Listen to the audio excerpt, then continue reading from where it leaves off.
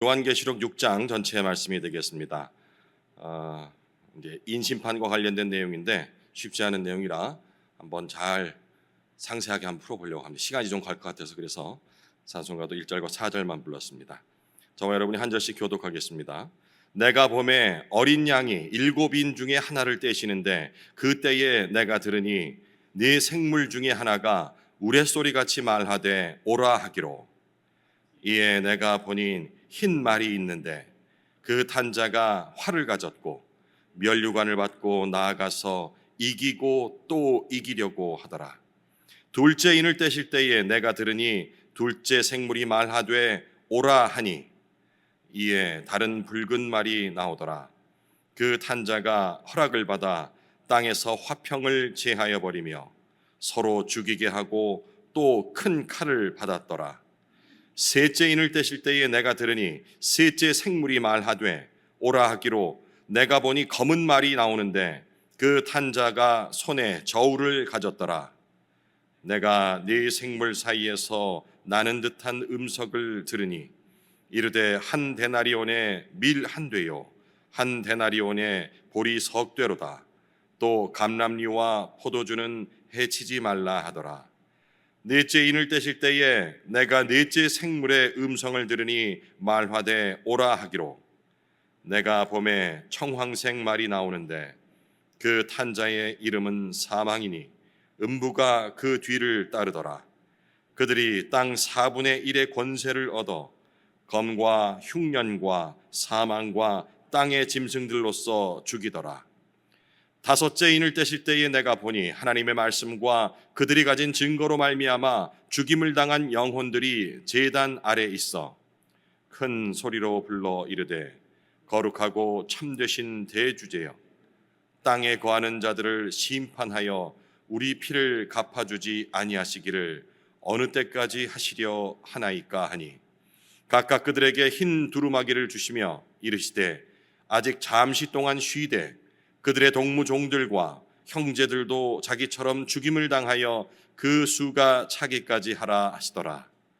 내가 보니 여섯째 인을 떼실 때에 큰 지진이 나며 해가 검은 털로 짠 상복같이 검어지고 달은 온통 피같이 되며 하늘의 별들이 무화과 나무가 대풍에 흔들려 설익은 열매가 떨어지는 것 같이 땅에 떨어지며 하늘은 두루마리가 말리는 것 같이 떠나가고 각 산과 섬이 제자리에서 옮겨지매 땅의 임금들과 왕족들과 장군들과 부자들과 강한 자들과 모든 종과 자유인이 굴과 산들의 바위 틈에 숨어 산들과 바위에게 말하되 우리 위에 떨어져 보좌에 앉으신 이의 얼굴에서와 그 어린 양의 진노에서 우리를 가리라. 함께 읽겠습니다.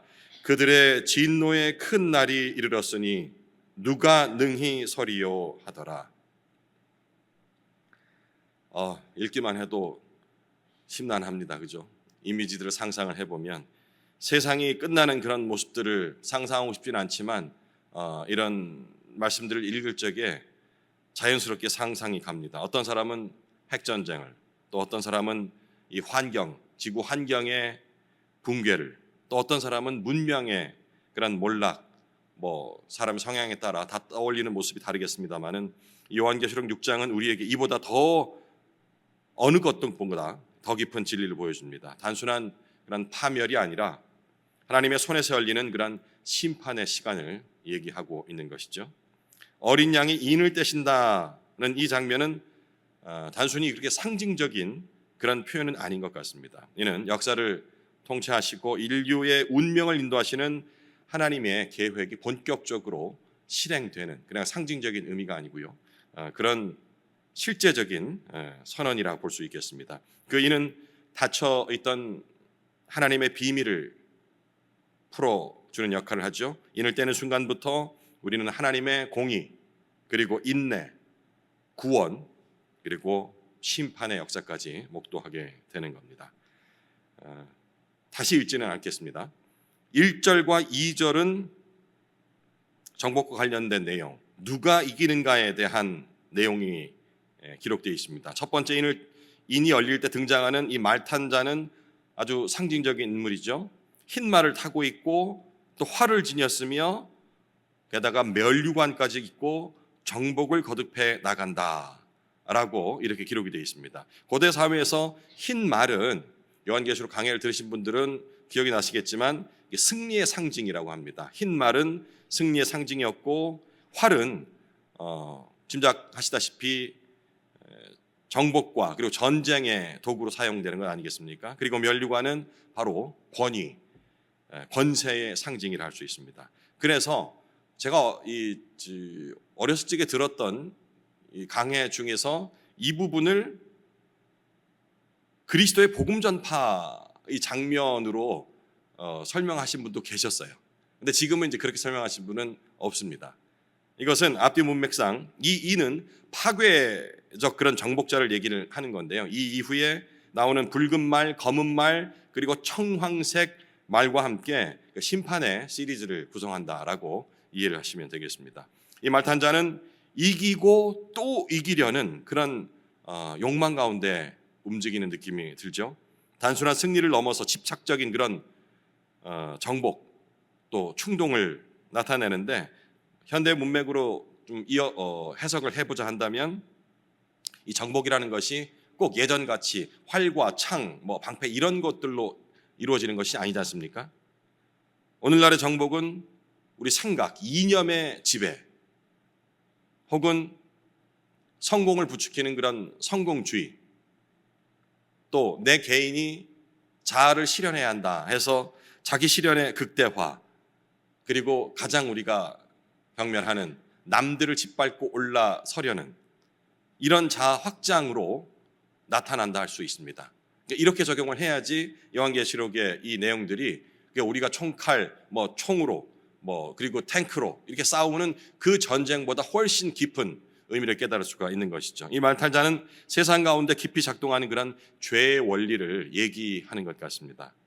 인간은 언제나 잠시라도 틈이 나면 기회만 주어지면 왕이 되려고 하는 습성이 있죠. 최고가 되려고 하는 무한한 성취를 원하고 끝없는 비교 속에서 이기려고 하는 속성을 갖고 있습니다. 로마 제국처럼 그런 정치적인 제국일 수도 있고요. 아니면 자본주의적 성공일 수도 있습니다. 혹은 우리 개인으로 생각한다면 요즘 SNS 많이 활용을 하잖아요. 지금 국무회의인가요? 거기서는 한 장관이 또 자기 SNS를 통해서 자기 정치를 하려고 이렇게 막 하다가 제지를 받는 모습도 있는데 이런 인플루언서, 요즘은 인플루언서는 안 하고 뭐라고 하더라? 셀러? 그것도 옛날 얘기인데 어쨌든 이런 식의 자기를 드러내려고 하는 속성이 계속 있는 겁니다. 하지만 복음은 전혀 다른 방식으로 이김을 정의하죠. 복음은 정복으로서의 그런 이김이 아닌 섬김으로서의 이김 그리고 자기 부인으로서의 이김을 얘기를 하는 겁니다. 높아짐이 아닌 낮아짐으로 승리하신 바로 예수 그리스도를 계속해서 말씀을 하는 것이죠. 그분은 칼로 이기지 않았고 십자가로 이기셨습니다. 왕관을 쓴 것이 아니고 가시면류관을 쓰였습니다. 세상은 그를 패배자라고 조롱을 했지만 하나님은 가장 높은 곳으로 가장 귀한 곳으로 보좌로 올려주셨다는 사실. 이 첫 번째는 우리에게 질문합니다. 너는 과연 무엇으로 이기려 하는가? 이기는 인생은 자기를 높이는 인생이 아니라 하나님 앞에 자기를 내어드린 그런 인생이라는 점, 다시 한번 1, 2절을 통해서 우리가 점검을 해야 될 부분이 아닌가 싶습니다. 나의 정복 방식은 세상의 방식인가 그리스도의 방식인가? 이제 3절과 4절은 전쟁과 관련된 평화가 사라진 모습을 묘사하고 있습니다. 둘째는 흰 말 뒤를 잇는 붉은 말의 등장으로 시작이 되죠. 이 붉은 말은 전쟁을 상징한다라고 우리가 배웠습니다. 그 임무는 그들 가운데 있는 화평하다 생각하는 그러한 상태를 없애버리는 거죠. 단순히 국가 간의 무력 충돌만을 이야기하는 것은 아닙니다. 이렇게 해석을 할 때도 있었습니다만은 물론 지금도 그렇게 지금 국가 간의 전쟁을 가지고 이 둘째 인과 비유하는 그런 해석자도 있습니다만은 또 개인은 저 개인적으로는 그 인간 내면의 깊은 그런 갈등이라든지 혹은 공동체의 분열 이런 관점에서 보고 싶습니다. 사회 해체 그리고 가정 안의 불화까지도 포함하는 총체적인 그런 전쟁의 모습을 떠올렸으면 좋겠습니다.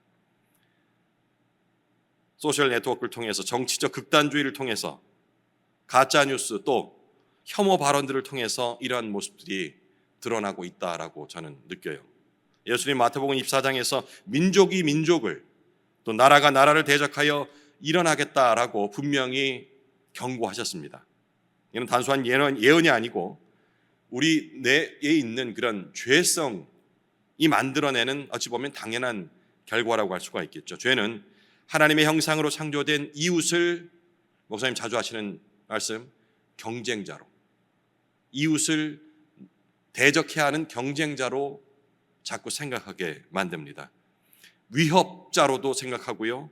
그래서 제거해야 될 대상으로 자꾸 인식하게 하는 것이죠. 하지만 예수님은 아시다시피 다르게 사셨습니다. 평화를 만드는 자가 복이 있다라고 말씀을 하셨죠. 우리가 전쟁의 시대에, 이 전쟁은 이 땅에서는 끊일 수가 없습니다. 이 전쟁의 시대에 평화의 사람으로 부름받았다는 사실, 이것이 바로 이 3, 4절을 통해서 우리가 깨달아야 할 우리의 정체성이 아닌가 생각을 합니다. 이것은 전쟁을 멈추게 하는 그런 기술이나 그 뛰어난 제도보다 먼저 우리 관계 속에서, 교회 공동체 속에서 작은 대화를 통하여서 시작해야 되는 내용인 것입니다. 성경이 말하는 평화는 이렇게 단순히 전쟁이 없는 그런 상태를 얘기하는 것이 아님을 우리는 알고 있습니다. 히브리 말 중에 샬롬이라는 단어가 있죠. 이 샬롬은 바로 그러한 전쟁의 흉흉한 소문 속에서, 그 환경 속에서 하나님의 임재 가운데 이루어지는 참 평화를 말하는 단어입니다. 샬롬은 질서의 회복이고 또 정의의 실현, 또 사랑의 공존이기도 합니다. 물론 이 평화가 이 세상에서 완성될 수는 없을 것입니다. 하지만 우리는 그것을 연습하고 만들어가면서 결국엔 제 이름을 통하여서, 예수 그리스도의 제 이름을 통하여서 임하실 하나님 나라에서 완벽하게 맛볼 준비를 해야 하는 것이죠. 자, 둘째인 앞에서 또 우리가 스스로에게 질문해야 될 질문을 제안합니다. 나는 평화를 만드는 사람인가? 갈등을 퍼뜨리는 사람인가? 이제 셋째인과 관련된 내용이 5절과 6절에 나오집니다. 이 부분은 이 경제적인 그런 질서가 무너지는 그런 상황을 얘기하고 있죠. 기근과 더불어서 셋째인이 열 때 등장한 검은 말의 이미지는 무겁고 아주 침울합니다. 말 탄 자는 손에 저울을 들고 있다라고 묘사를 하고 있습니다. 이 저울, 그러면 우리가 뭐 공정한 분배라든지 혹은 뭐 정의로운 판단, 뭐 법원에 가도 그런 거 있지 않습니까? 눈을 가린 어떤 존재가 한 손에는 지팡이, 뭐 이런 식으로 해서 공정을 생각하는 것을 생각할 수 있는데, 지금 여기서 이 저울은 그러한 공정을 말하는 것이 아니고요, 철저히 통제되는, 그러니까 딱 요만큼만 가져가, 더는 가져가면 안 돼, 뭐 이런 식, 그런 통제된 식량 배급 혹은 기근을 상징하는 그런 물건으로 생각을 하시면 되겠습니다. 공정이라는 이미지가 아니고요, 통제라는 이미지로. 여기 지금 한 데나리온, 밀 한 대 이런 것이 나오는데, 한 데나리온 하면은 노동자의 하루 품삯이라고 여러 번 들어보셨죠? 그리고 밀 한 대는 사람이 하루 먹을 그런 양식을 상징하는 그런 단위가 되겠습니다. 그러니까 하루 종일 일해도 하루 끼니밖에 구할 수 없는 그런 통제된 사회가 올 것이다. 그리고 기근이 너희들 덮칠 것이다 라는 그런 예언이 되겠습니다. 뭐 지금식으로 경제용어로 표현하자면 극심한 인플레이션, 이런 뉴스들이 우리 귀에 전해진다 하면 이 요한계시록에 이런 그 저울과 같은 이미지를 상상하시면 되겠습니다. 경제 붕괴가 결국 이루어지겠다는 얘기죠. 그리고 이 감람류와 포도주는 해치지 말라라는 이 구절, 부유증에, 당시 부유층의 기호식품이라고 볼 수 있는데 보존되는 반면에 서민들의 기본 식량은 고통받는 그런 불평등한 구조, 생각하시면 되겠어요. 그러니까 부익부 빈익빈 이 구조가 점점 심각해진다는 얘기죠. 이런 얘기 들으면 딱 지금이에요, 그죠? 네. 그런데 지금 우리는 지금 이 시대를 살고 있으니까 맞아, 지금 부자는 부자고 그리고 또 가난한 사람 너무 가난하고 했는데 이거는 인류 역사를 보면은요 항상 그래왔습니다. 항상 그래왔어요. 부자들은 계속 부자였고요. 자, 뭐 정권이 바뀌면은 온 백성이 다 잘 살 것 같은 그런 기대를 가지지만 안타깝지만 우리 인류 역사, 성경 아닌 그런 인류 역사를 보더라도요 그랬던 시절은 없습니다. 잠깐 그러다가 그들이 또다시 기득권이 되고 이런 역사를 반복하고 있는 것이죠. 제가 이 말씀을 드린 이유는 그러니까 딱 지금인데 해서 잘못된 해석. 어제 수요일에 전했습니다마는 갈라디아 교회가 이 바울이 얘기했던 종말에 관한 징조들 이런 것들을 보면서 딱 지금인데 하면서 게으른 사람들이 어떻게 적용했습니까? 자, 이제 곧 종말이 임하니까 일하지 말자. 소용없잖아. 이런 식의 잘못된 적용. 저도 지금 그 관점에서 말씀드리는 거예요. 그러니까 인류에 소망이 없다. 물론 그런 의미도 있습니다만은 쭉 그래 왔다. 그러니 우리가 지금 포기하자는 얘기가 아니고 지금 이걸 가지고 내일 당장 모르죠. 예수님께서 오시겠다면 오시는 거죠. 내일 당장에도 오실 수 있겠지만 그 날을 특정하지 말자라는 그런 의미에서 제가 드리는 말씀입니다. 하나님은 이 불평등한 경제 구조를 그대로 두시지 않으시는 거죠. 저울을 드신 분입니다. 그분은 공평과 정의를 사랑하시며 억눌린 자의 신음에 귀를 기울이시는 분이라고 성경 전반적으로 말씀을 하고 있죠. 셋째는 이 땅의 경제 시스템이 심판받을 그런 날이 다가오고 있음을 경고하고 있습니다. 역시 우리에게 또 질문할 수 있겠죠. 너는 무엇으로 살아가고 있느냐? 라는 질문을 던지는 것 같습니다. 예수님 말씀하셨죠. 사람이 떡으로만 살 것이 아니요 하나님의 입에서 나오는 모든 말씀으로 살 것이다. 마태복음에서 하셨던 그 말씀. 성도는 세상을 초월해 살 수는 없지만 그 세상의 경제 질서 속에 종속돼서는 안 되는 것입니다. 우리는 그럼에도 불구하고 하늘의 양식을 갈망하며 하늘나라의 참 경제 그 윤리를 지켜가야 하는 것입니다. 세상은 바보라고 얘기하겠죠? 그렇게 해서 언제 돈을 버냐고, 너만 착한 척하지 말라고.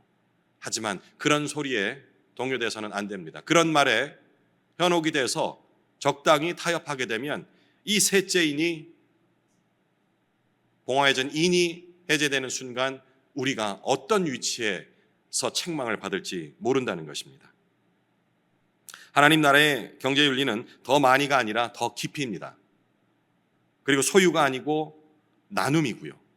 이미 우리 지체 여러분들은 삶에서 그런 것들을 실천해 보셔서 알고 계시죠? 나눌 적에 우리가 얼마나 풍성해지는지. 역설입니다. 내가 가진 것을 남에게 주는데 내가 풍성해진다니요? 아니요.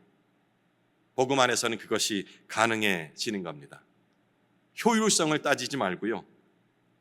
공감의 삶을 살아야 한다라는 교훈을 얻습니다. 나는 어떤 저울로 세상을 보고 있는가? 이런 질문을 바로 셋째인과 관련된 교훈을 통해서 오늘날 나에게 해볼 수 있을 것입니다. 이제 7절과 8절은 넷째인과 관련된 내용인데요. 넷째인은 지금까지는 전혀 다른 그런 차원의 무게를 지닌 그런 장면을 묘사하고 있습니다. 청황색 말이 등장하는데요. 헬라어로는 클로로스라고 얘기합니다. 이제 그냥 사망이라고 이렇게 생각을 하고, 그리고 청황색 그러면 어떤 색일까요? 보라색도 아니고 어쨌든 그런 좀 봤을 적에 이 희망과 소망과는 좀 다른 그런 색깔 같아요. 이 클로로스라는 단어가 보니까 청황색이라는 단어가 병든 풀 혹은 시체의 그런 창백한 그런 색깔을 클로로스라고 얘기한대요. 그러니까 지금 우리는 청황색이라 얘기했는데 직접 시체를 본 적이 없어서 그런 색들인가요? 그런 이미지인가요? 상상은 할 수 있을 것 같습니다. 죽음이 떠오르는 그런 색이라는 얘기죠. 이 말탄자의 이름은 사망이라고 합니다. 그 뒤를 따르는 자는 음부라고 그러고요. 사망과 음부, 육체적 죽음과 영적 죽음이 함께 오고 있다는 얘기겠죠. 사망은 육체를 상할 거고 음부는 영적인 죽음을 얘기하는 것이니까. 이 장면은 인간이 만들어낸 정복과 전쟁, 또 기근, 이런 비극이 궁극적으로는 어디로 향해 가고 있는지에 대한 설명이라 생각할 수 있겠습니다. 결국 이 모든 죄의 결과는 영과 육의 죽음입니다. 창세기 3장에서의 그 타락 이후로 인류는 죽음을 피할 수 없는 운명을 안고 살아오고 있죠. 하지만 여기서 요한은 단지 죽음의 그런 현실적인 모습을 진술하는 것이 아니고 하나님께서 계시지 않는, 떠나신, 하나님이 없는 삶의 끝이 얼마나 두려운 것인가를 얘기를 하고 있는 것 같습니다. 넷째인에서 나오는 이 네 가지의 그 파괴의 도구를 볼 수 있죠. 칼과 그리고 흉년, 사망, 짐승. 요한계시록에 나오는 그런 비유들이 그냥 뜬금없이 신약시대에 요한이 갑자기 본 것이 아니라는 설명은 수차례 드렸습니다.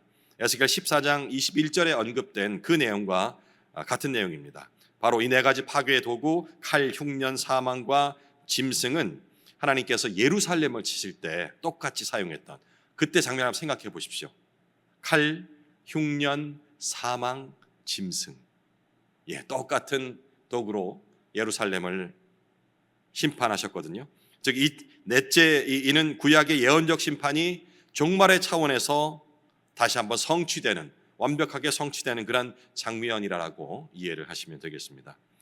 유독 눈에 띄는 구절이 바로 이 이후에 땅의 4분의 1을 죽이더라라는 표현. 요한계시록 강의를 들으신 분들은 4분의 1, 3분의 1 뭐 이런 게 어떤 것을 의미한다라고 들으셨던 기억이 날 겁니다. 하나님은 전 인류를 단번에 심판하실 수도 있지만 4분의 1이라는 일부에 국한시키고 계신 겁니다. 심판 속에서도 자비를 두시고 또 회개할 기회를 그런 두고 계시는 하나님의 그 마음을 우리가 읽어야 할 것입니다.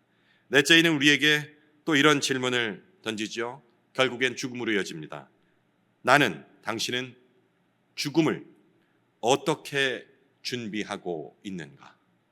타락한 이후로 죽음은 우리에게 피할 수 없는 숙명이라 할 수 있습니다. 하지만 성경은 두 가지 죽음을 얘기하죠. 하나는 두려움 없는 죽음, 우리가 지향하는 것입니다. 신앙생활의 목적도 그렇게 있죠. 세상 사람들은 죽음 앞에서, 아니요, 우리 성도들조차도 막상 육신의 죽음이 가까웠다는 걸 인지할 적에 그 두려움으로부터 자유할 수는 없습니다. 하지만 그 두려움을 이겨내는 그것보다 더 큰 높은 지향점, 우리가 가야 할 그곳 목표를 바라보기에 그 두려움을 이겨낼 수 있는 것이겠죠. 또 하나는 영원한 단절로 이어지는 그런 죽음입니다. 넷째인 앞에서 나에게 묻습니다. 정훈아, 넌 지금 무엇을 위해 살고 있냐? 그리고 넌 어떻게 죽을 생각이야? 물론 죽음을 우리가 선택할 수는 없습니다만은 그 죽음이 왔을 적에 방금 말씀드렸던 성경이 말하는 두 가지 죽음 중에 어떤 죽음을 선택할 것이냐라고 묻는 것 같습니다. 진정한 생명의 길은 죽음을 이기신 단 한 분, 우리 예수 그리스도 주님과 함께 동행하는 삶이라 생각합니다. 이제 다섯 번째 인과 관련된 설명이 9절에서부터 11절까지 나옵니다. 이전에 네 인들이 이 땅에서 펼쳐질 재난과 죽음의 그런 실상들을 보여주었다면 이제 나오는 다섯째 인은 하늘의 시선으로 전환이 됩니다. 여기 등장하는 인물들은 그 땅에서 고통당하면서 목숨을 잃은 자들이죠. 단순한 그런 피해자나 무고한 존재들을 얘기하는 것 같지 않습니다. 하나님의 말씀과 증거로 인해 죽임을 당한 자들, 신실하게 자신의 믿음을 지키다 순교한 자들, 순교자의 피라고 얘기를 했습니다. 하나님의 말씀과 그 증거, 이 증거라는 것은 바로 예수 그리스도의 죽음, 그것이 증거이고 그 증거를 믿는 자들, 그로 인하여서 같은 죽임을 당한 순교자들의 피를 얘기를 하는 겁니다. 그들의 위치는 제단 아래라고 기록이 되어 있죠. 구약의 그 성막이나 혹은 성전에서 희생자물들의 그 피가 흘려내려지는 그 장소가 되겠습니다.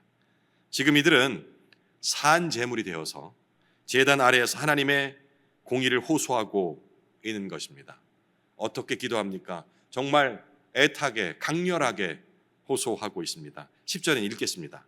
큰 소리로 불러 이르되 거룩하고 참되신 대주제여 땅에 거하는 자들을 심판하여 우리 피를 갚아주지 아니하시기를 어느 때까지 하시려 하나이까 하니 얼마나 오래입니까? 라고 이렇게 울부짖고 있는 겁니다.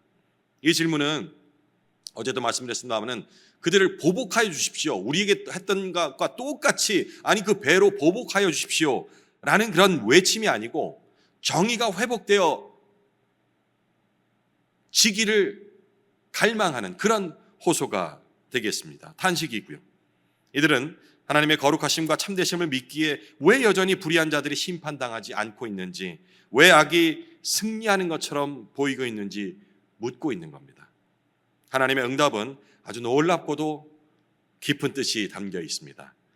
이어지는 11절 각각 그들에게 흰 두루마기를 주시며 이르시되 아직 잠시 동안 쉬되 그들의 동무 종들과 형제들도 자기처럼 죽임을 당하여 그 수가 차기까지 하라 하시더라.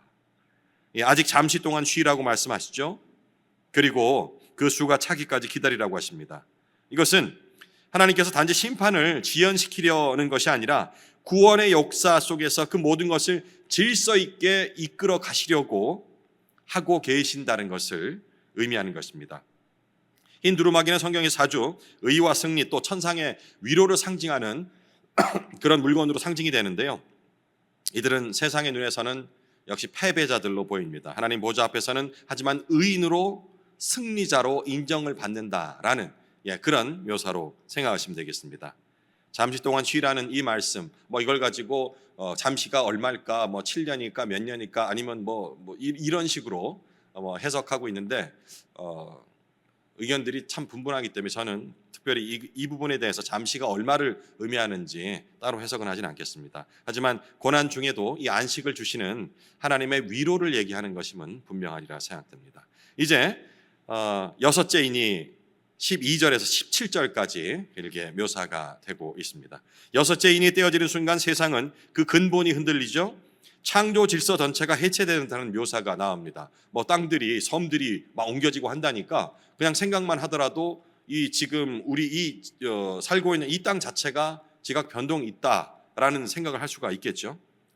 지진, 해와 달의 변화, 별들의 낙하, 또 하늘의 후퇴, 산과 섬의 이동, 이 모든 것들도 역시 그 구약의 예언자들이 종종 심판을 묘사할 때 사용했던 그 내용과 동일한 내용이 되겠습니다. 이사야서에도 나와 있고요. 하지만 여기서 중요한 것은 이런 단지 자연의 파괴를 얘기하는 것이 아니고 여기에 대한 인간의 반응을 얘기하는 것이 아닐까 생각이 들어요. 이 인이 떼어진 후에 가장 강력하게 부각되는 것은 모든 사람들의 공포죠. 지금 우리가 상상만 해도 공포스러운데 15절 땅의 임금들과 왕족들과 장군들과 부자들과 강한 자들과 모든 종과 자유인이 굴과 산들의 바위 틈에 숨어 왕이든 장군이든 부자든 종이든 신분과 지위와 무관하게 모두가 지금 두려움에 사로잡혀 있는 것입니다. 그들은 산과 바위에 이렇게 외치죠. 16절 산들과 바위에게 말하되 우리 위에 떨어져 보좌에 앉으신 이의 얼굴에서와 그 어린 양의 진노에서 우리를 가리라. 숨고 싶다는 얘기입니다. 어린 양의 진노, 이 요한계시록의 가장 역설적인 표현 중에 하나가 아닐까 생각합니다. 어린 양의 이미지와 진노라는 이미지가 연결이 쉽지가 않죠, 그죠? 우리가 생각하는 어린 양은 진노의 이미지와는 상관이 없습니다. 그저 하나님의 뜻에 맞게 자신의 생명까지도 내어줘야 하는 힘없는 그런 존재로 생각을 했는데 이 어린 양이 진노한다는 것, 이 표현. 어린 양은 희생과 순종 또 자비와 사랑의 상징이라고 알고 있지 않습니까? 그런데 이 어린 양이 진노하시는 겁니다. 이 진노는 거룩한 분노이고 악에 대한 하나님의 정당한 그런 심판을 상징하는 이미지로 생각하시면 되겠습니다. 은혜의 시대 경고와 인내는 반드시 끝을 맺게 되는데요. 마지막 절 17절에 이 중요한 질문이 터져 나오죠. 그들의 진노의 큰 날이 이르렀으니 누가 능히 서리요 하더라.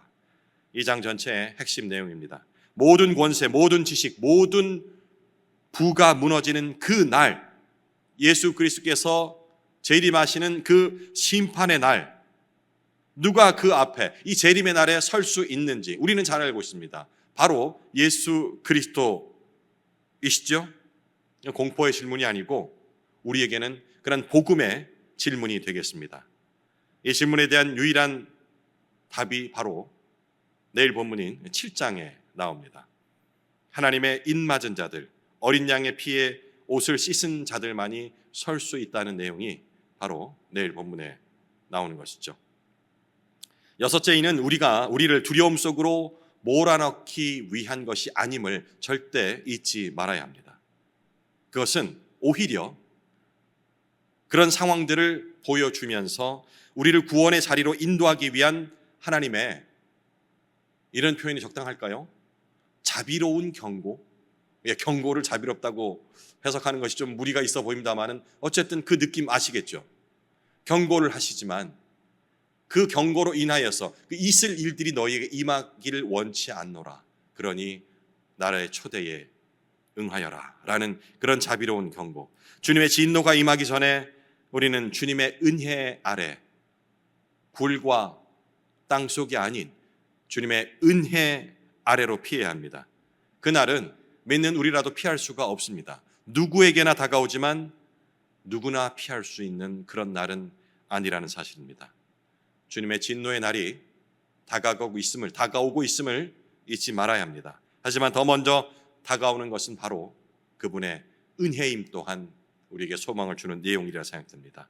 지금 이 순간 주 앞에 우리 나가서 이 아침에 이렇게 말해야 합니다. 주님, 내가 여기 있습니다. 나를 인치시고 나를 세우소서. 남은 시간 개인적으로 묵상을 이어가시기 바랍니다.